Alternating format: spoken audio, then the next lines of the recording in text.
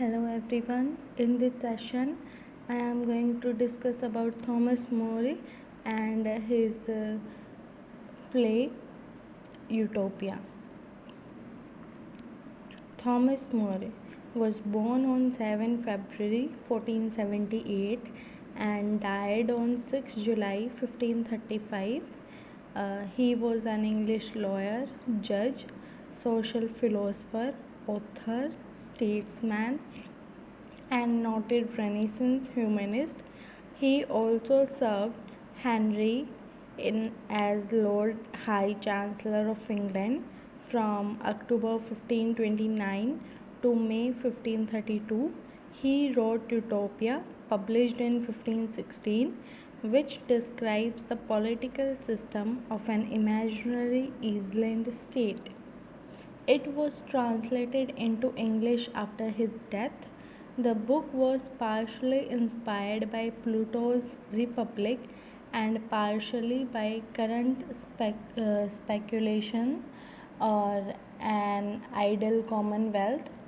Broadly speaking, More visualized in his Utopia a kind of socialism, just unlike the one our planners are trying to realize in India. The most significant thing is its civil character. For every utopian is free to profess any religion he likes. It is the work of a dreamer who wanted to build an ideal state, regardless of the practical application of his ideas. The Greek word utopia means a perfect state nowhere and has given as utopian meaning fantastic, impractical. More learns from a sailor, one of Amerigo Vespucci, companion of a wonderful kingdom of nowhere. In this kingdom, all questions of labor, government, society, and religion have been easily settled by simple justice and common sense. We find for the first time a civilized society having the foundation of liberty, brotherhood, and equality. The grand dream is still far from being realized. In brief, Utopia is a powerful and original study of social conditions unlike anything which had ever appeared in any literature.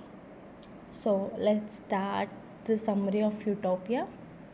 Uh, it starts with More travels to Antwerp as an ambassador for King Henry VIII of England. He spends his time in conversing about intellectual matters with his friend Peter Gile. One day, More sees Gile speaking to a bearded man. Gile introduced More to this new man. His name is Raphael Hithology. He turns out to be a philosopher and world traveler. The three men retire to Gile's house for supper and conversation. It is here that Hithology begins to speak about his travel. He has been on many voyages with the noted explorer Amerigo Vespucci. They traveled to the New World south of the equator and eventually landed on the island of Utopia. He describes the societies through which he travels with great insight. Therefore, Giles and More become convinced that Hithology would prove an effective counselor to a king, but he refuses even to consider such a notion. To make his point, Hithology describes a dinner he once shared in England with Cardinal Morton and many others. During this dinner, Hithology proposed alternatives to the many evil practices of England, such as the policy of capital punishment for the crime of theft. His, propo- His proposals meet with mockery. Hithilodi uses this story to show how pointless it is to counsel a king when the king can always expect his counselors to agree with his own beliefs or policies. He points out that the policies of the utopians are clearly superior to those of Europeans. He also added that Europeans would see ludicrous the all important utopian policy of common property. But Murray and Giles are disagree with the notion that common property is superior to private property. They insist that Hithilodi should describe the utopian society in more detail. And after that, Hithilodi describes the geography and history of utopia. He explains how the founder of Utopia, General Utopus, conquered the bridge on which Utopia now stands.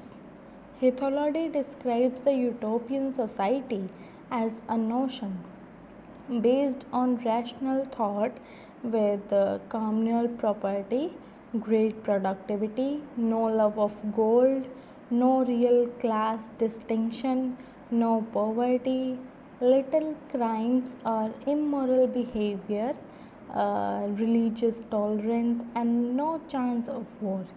Thus, this society is superior to any in Europe. Hethalotti finishes his description of the utopian society. More concludes that many of utopian customs, such as their methods of making war and their belief in communal property, seems stupid. However, he admits that he would like to see some aspects of utopian society put into practice in England, though he does not believe any such thing will happen. Murray explained to reader that while all of Hithilodi's tales are interesting, the most interesting is his description of time he spent among utopians, and Murray explains that he thinks it is important to describe the conversation that led to Hithilodi's description of utopian society. So that's all about the utopia that Murray describes in it. It is a short summary. I hope you guys will understand it. So thank you so much for listening so carefully.